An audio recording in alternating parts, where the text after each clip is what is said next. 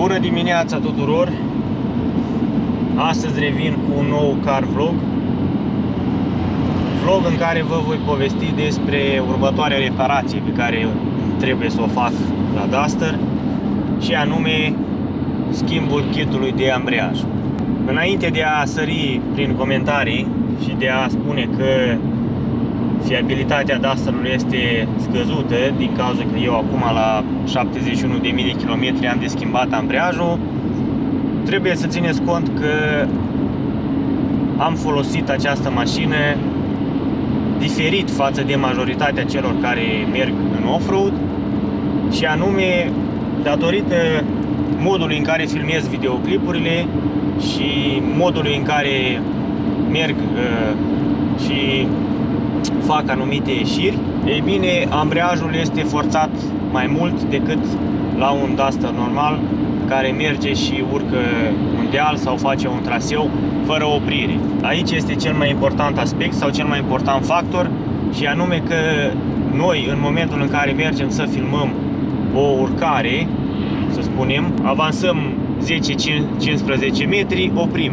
Mașina fiind oprită, după aceea trebuie să pornească din nou, după ce eu sau cameramanul merge înainte sau găsește o nouă poziție, și tot așa până când terminăm traseul respectiv. Pe lângă modul acesta care forțează și mai mult sau pune presiune și mai mare pe ambreiaj, am mai filmat și câteva videoclipuri în care am testat modul 2VD, modul auto, modul 4VD, atât pe noroi cât și pe zăpadă. Și probabil cei dintre voi care au Duster sau au un alt SUV, știți că în momentul în care ESC-ul sau ESP-ul este activat și trebuie să porniți de pe loc, iar mașina este într-o poziție destul de dificilă, atunci sistemul încearcă să oprească puterea sau să taie din puterea motorului și mașina de cele mai multe ori se oprește. Dar dacă accelerăm mai tare sau dacă vom accelera mai mult, atunci e posibil sunt șanse mari să pornim de pe loc, dar asta cu o presiune mai mare pe ambreiaj, și în felul ăsta se încălzește, începe să miroase și încet el se uzează mai repede decât în mod normal.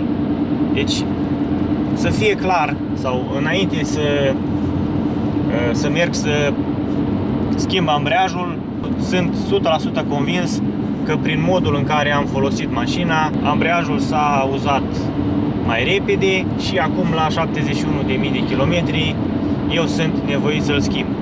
Dacă vă întrebați ce simptome are mașina din care mi-am dat seama că ar trebui schimbat ambreiajul, ei bine, în viteza a 5-a, după cum puteți observa și în clipul pe care îl pun în aceste momente, în viteza a 5-a, când accelerez foarte puternic, turometrul urcă, iar viteza rămâne aceeași, iar după momentul ăsta în care urcă, el coboară înapoi la turațiile inițiale sau la turația inițială, și abia atunci mașina începe să prindă viteză. Prin urmare, ambreiajul patinează. Prima dată am observat comportamentul ăsta în viteza a 5-a. Astăzi am vrut să filmez ceva, o accelerare din viteza a 4-a, de la 60 până la 110 km pe oră, și am observat că și în viteza a 4-a se întâmplă la fel, adică ambreiajul patinează. Ăsta este un prim simptom pe care mașina îl are.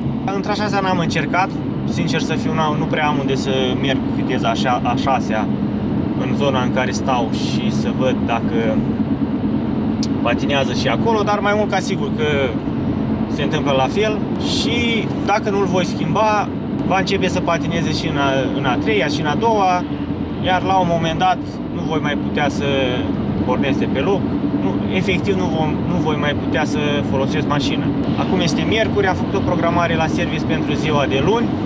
Bineînțeles că voi filma tot procesul sau măcar voi filma un clip în care vă voi arăta cum se prezintă ambreiajul. Sper ca volanta să nu fie uzată și să fie nevoie să o schimb, fiindcă aia e mai scumpă.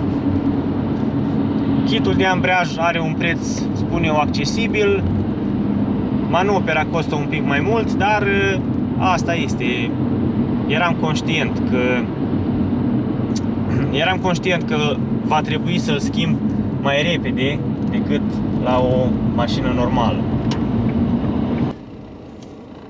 Vă spuneam că eram conștient că trebuie schimbat și acum haideți să vă prezint principalii factori care au dus la uzura prematură a ambreiajului. Pe lângă modalitatea prin care noi filmăm clipurile pe care le vedeți pe acest canal și testele pe care le-am mai făcut, un alt factor foarte important, aș spune eu, îl reprezintă și faptul că în jumătate din situațiile în care noi am fost la off-road, au fost trasee sau, mă rog, au fost porțiuni de traseu în care mașina trebuia să ruleze cu o viteză mai mică decât merge ea în mod normal, în viteza 1, la 2000 de turații, condiții în care nu se pierde din putere și poți înainta fără probleme sau fără ca motorul să se oprească. Să vă dau un exemplu. Avem o rampă cu pietriș și care are două denivelări exact în zona roților. Pornind de pe loc și accelerând mașina până la 2000 de turații, ea va avea o viteză de, acum vă spun, stai să vedem, deci la 2000 de turații pe minut, mașina are undeva la 10 km pe oră. Pe asfalt este o viteză foarte mică, în schimb, când mergi la off-road, când ești undeva într-o urcare sau chiar și pe un traseu drept, iar în față sunt anumite denivelări, viteza aceea trebuie să fie mai mică pentru a proteja mașina de anumite lovituri sau, mai bine zis, să treci în siguranță de traseul respectiv. Și pentru a trece în siguranță de porțiunile respective, indiferent care sunt ele, și de a scade viteza, noi avem tendința aveam tendința, acum sper să nu mai facem lucrul ăsta pe viitor sau să-l facem cât mai puțin, aveam tendința să nu lăsăm ambreiajul în totalitate, deci să nu eliberăm pedala în totalitate, ci să o lăsăm pe la jumătate. În momentul respectiv, într-adevăr, viteza de deplasare scade sau se înjumătățește, trece în siguranță de porțiunea care e cu probleme, dar ambreiajul este foarte, foarte solicitat. Deci, efectiv, el patinează foarte mult și astfel se uzează foarte repede. Acum nu știu sigur de câte ori s-a întâmplat treaba asta, dar eu sunt convins că la cel puțin 60% din clipurile pe care le am pe canal au fost situații în care am fost nevoiți să acționăm în acest mod. Deci dacă mai pui și factorul ăsta cu folosirea ambreiajului pe la jumătate, ei bine, atunci ai rețeta completă, ca să spunem așa, pentru o uzură prematură a acesteia. Și alt factor care a avut un rol important în uzura ambreiajului, sistemul ESC. De ce spun asta? Pentru că am mai explicat și adineauri, odată ce sistemul ESC este activat, lucru care este prestabilit de setările mașinii și noi îl putem dezactiva doar apăsând pe buton. El oprește din puterea motorului, mai bine zis, pur și simplu motorul se oprește și tu ca să previi acest lucru, la fel trebuie să lucrezi din ambreiaj, eventual să-l lași la jumătate sau să accelerezi mai tare și astfel se uzează mai mult. Deci, dacă mergeți la off-road, toate traseele să fie cu ESC-ul dezactivat. Mare atenție în momentul în care se oprește motorul sau opriți mașina, el se activează și bineînțeles, dacă nu filmați urcările sau traseul, încercați să vă opriți de cât mai puține ori și, dacă e posibil, în poziții cât mai ușoare pentru plecarea ulterioară de pe loc. Noi nu putem face lucrul ăsta și să și filmăm în același timp. Asta ar însemna fie să avem o cameră tot timpul înaintea mașinii, care să fie în mișcare, fie să fixăm una pe mașină, dar deja nu ar mai fi atât de interesant. Și nu în ultimul rând, un alt factor care supra-solicită ambreiajul, suspendarea mașinii în diagonală, sau mai bine zis, situațiile în care avem aderență pe o roată, să spunem stânga față și dreapta spate. În momentul respectiv este foarte greu să pornim de pe loc dacă mașina s-a oprit complet, deoarece sistemul Haldex sau de tip Haldex, care este montat pe Duster, trimite puterea la roata care are o aderență mai mică, iar roțile care au aderență mai mare nu se mișcă aproape deloc.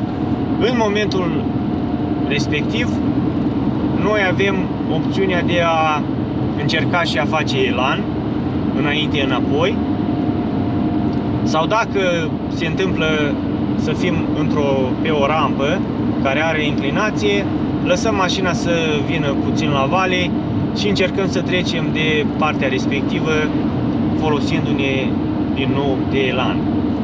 În toate acele momente noi trebuie să lucrăm cu ambreiajul, să lucrăm din ambreiaj și, cum am mai spus, de foarte multe ori noi am apăsat pedala foarte puțin și am lăsat-o pe la jumătate pentru a avea o viteză mai mică de deplasare.